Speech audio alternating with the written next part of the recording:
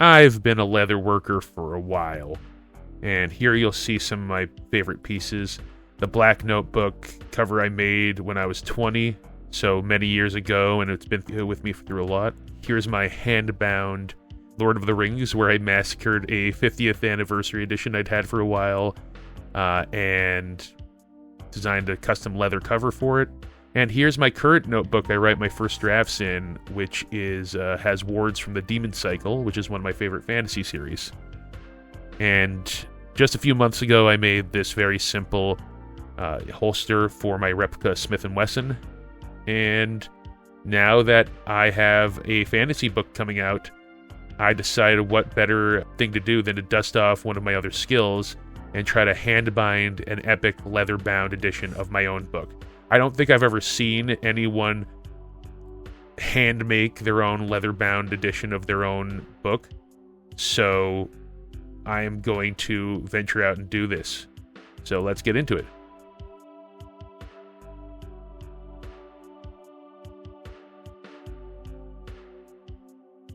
Now, of course, I love the cover design. I designed it myself. I drew and painted it all in GIMP. I went through. I don't trust myself as far as like my artistic skills beyond kind of very graphic designy stuff. I always wanted to be a comic book illustrator, but I've kind of, I worked within my limitations, and hence you have the silhouette of the character and the symbols and whatnot. But I'm happy with how it turned out, as I am with the map. Now, I was worried that the colors wouldn't turn out super well when I had these map end sheets custom printed at a local printing place, but... Oh, and the obligatory torn cover, which my camera did not catch when I actually tore the cover from the book. I'm sorry, I know people who watch bookbinding videos are used to seeing, that moment of... I'm the author. I made the cover. It's no big deal if I destroy one of the books, much as it hurt my soul. And now I'm going to get ready to trim up these end sheets. Like I said, I was not sure how the colors were going to turn out on the maps. I think the printout turned out pretty well. I'm very happy with how the map turned out. This is my third iteration of the map. When I realized the one I initially drew, the resolution was too low for print, and then I decided when I was redoing it, you know what? I'm going to revamp the entire thing. I'm going to get rid of the kind of the Wonder Draft assets that I had been using for one of the earlier iterations. I'm like, I'm just going to incorporate more of the symbols I drew, like the god crests and whatnot, and once I actually had a higher resolution for the map, that became a lot more viable. So you have all the god moons surrounding the world of Xaidra with the crests of their god, which is going to really help as you're reading to kind of place who's who. And I'm just happy to see as much of my own art in the work as possible. This is kind of a special project for me when it comes to this book, because in earlier releases, when I was releasing my Ironshield series, for example, I hired artists. I bounced around between two different artists I hired, and they were wonderful. They were wonderful artists. I loved the pieces I bought from them. But I kind of always felt like, what happens when I'm broke? I don't want to ever stop putting out books. So I gotta dust off my skills, because there's no way in hell I'm ever gonna use AI. Like, I won't touch it. It's just not my thing. It's not something I'm a fan of. And I always like I said, when I was a kid, I wanted to be a comic book artist. So how do I showcase my art? Well, if I can figure out how to design my own covers, my own maps, my own symbols, it's kind of a way of getting that fix. Like, people, if someone likes the graphic elements of the designs, they're enjoying my art, and as well as my prose, which makes me happy and makes this project special, because Godless is going to be the first book I've ever come out with where no one else's hand but mine was involved in any other process. And what better statement to make with that than to rebind my own copy that I'm going to have for life. So here we go. I've glued the end sheet. I've managed to properly fold and crease the end sheets and glue them onto the text block.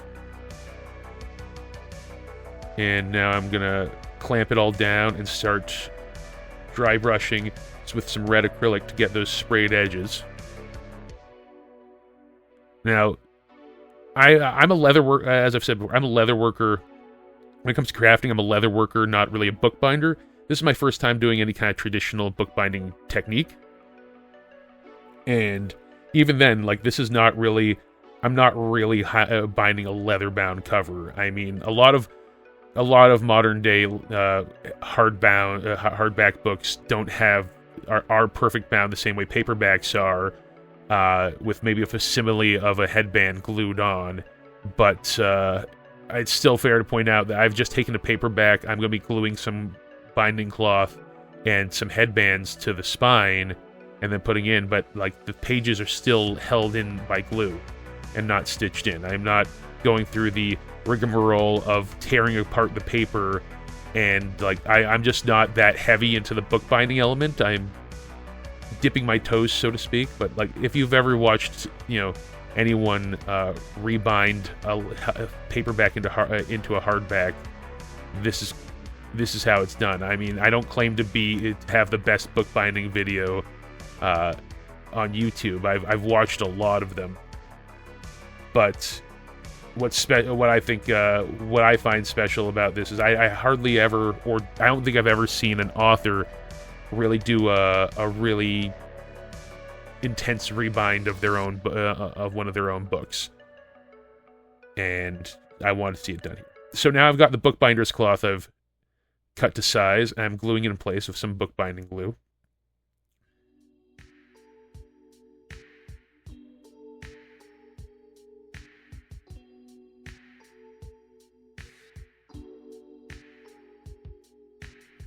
And that'll help hold things together, and also help hold things to the cover itself.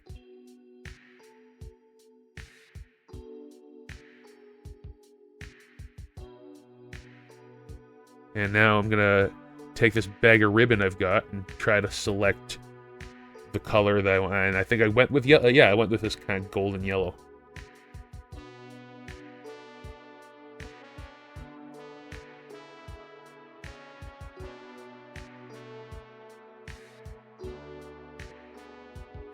If any of you are trying to learn to get into bookbinding, I mean, I'm sure there are better resources than me, but I think towards the end I did a pretty decent job.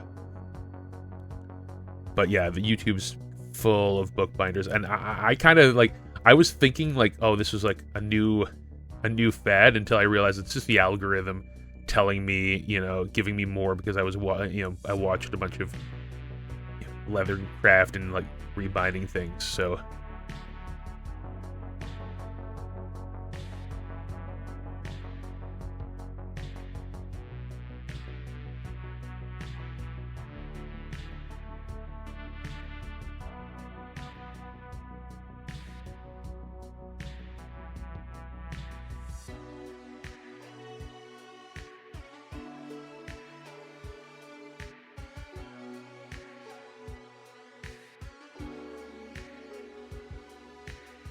Yeah, if you don't know what to do for a book press, just take a couple of pieces of wood and some clamps that you can get at Home Depot.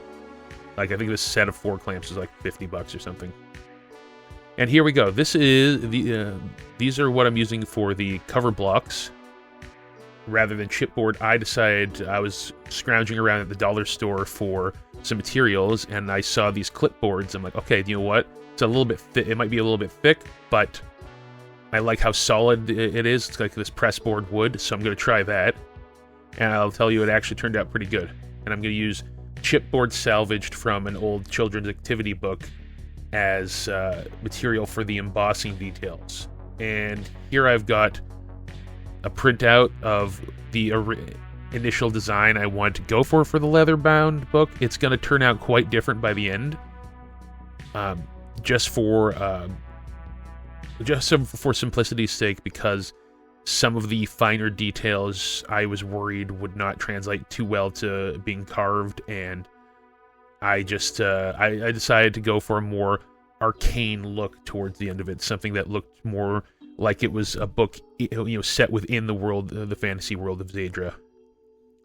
And here I'm cutting some cloth to size just to, because I was worried the tape wasn't holding too well for holding the spine bit and the covers in place. So I glue some cloth, just, it's going to be torn out later, but it's just so that everything is spaced out correctly.